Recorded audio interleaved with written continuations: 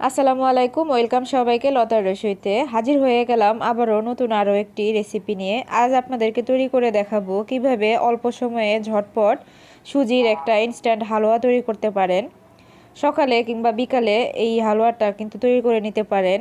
এটা তৈরি করতে খুবই অল্প সময় লাগে এবং উপকরণ খুবই কম লাগে। আশা করছি আমার আজকের এই হালুয়ার রেসিপিটি আপনাদের ভালো লাগবে। রেসিপিটি ভালো লাগলে ভিডিওতে একটি লাইক দিবেন এবং কমেন্ট করে জানাবেন কেমন হলো। তাহলে চলুন দেখে নেই আজকের রেসিপি। আমি একটি প্যানে 1 টেবিল চামচ পরিমাণ সয়াবিন তেল দিয়েছি এবং এখানে দিয়ে দিচ্ছি হাফ টেবিল চামচ পরিমাণ ঘি। আপনি চাইলে কিন্তু পুরো রান্নাটাও ঘি দিয়ে করতে পারেন, তবে আমি পুরো রান্নাটা ঘি দিয়ে করব না। এখন এখানে দিয়ে দিচ্ছি আমি 3টা ছোট এলাচ এবং এলাচগুলোকে আমি একটু থেতো করে দিয়েছি। দিয়ে দিলাম ছোট 2 টুকরো দারচিনি। এখন এলাচ আর দারচিনিটাকে একটু ভালো মতো তেল এবং ঘিয়ের মাঝে ভেজে নিয়ে এখানে দিয়ে দিচ্ছি আমি হাফ কাপ পরিমাণ সুজি।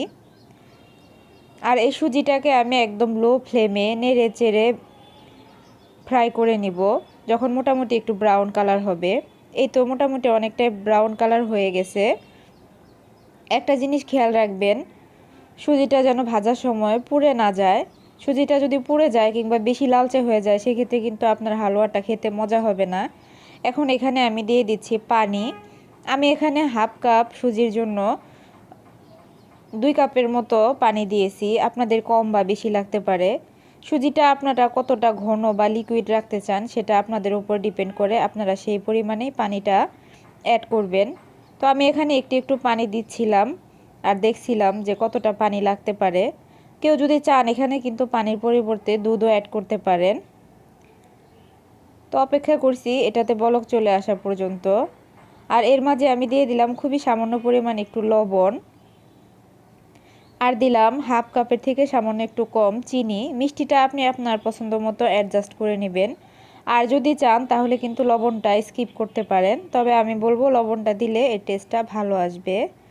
এবারে অনবরত নেড়ে চেড়ে হালুয়াটাকে রান্না করে নিচ্ছি। তো এই পর্যায়ে আমি চুলাটা অফ করে দেওয়ার আগে আবারও দিয়ে দিচ্ছি 1 চা চামচ পরিমাণ ঘি।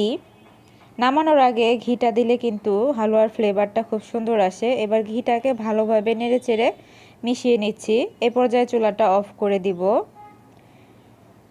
আপনি যদি সুজিটাকে বরফির মতো কাটতে চান সেই ক্ষেত্রে হালুয়াটাকে আরেকটু ঘন করে নামাবেন, এতে করে আপনি বরফির আকারে কাটতে পারবেন। তবে আমি আজকে বরফি কাটবো না। সার্ভ করে দিয়েছি সুজির হালুয়া। এটা আপনারা রুটি বা পরোটার সাথে খেতে পারেন, ভীষণ মজা লাগে। আশা করছি আমার রেসিপিটা আপনাদের ভালো লেগেছে। তো সবাই অনেক বেশি ভালো থাকবেন, সবাই সবার জন্য দোয়া করবেন। দেখা হবে আবারও নতুন কোনো রেসিপি নিয়ে। সেই পর্যন্ত আল্লাহ হাফেজ।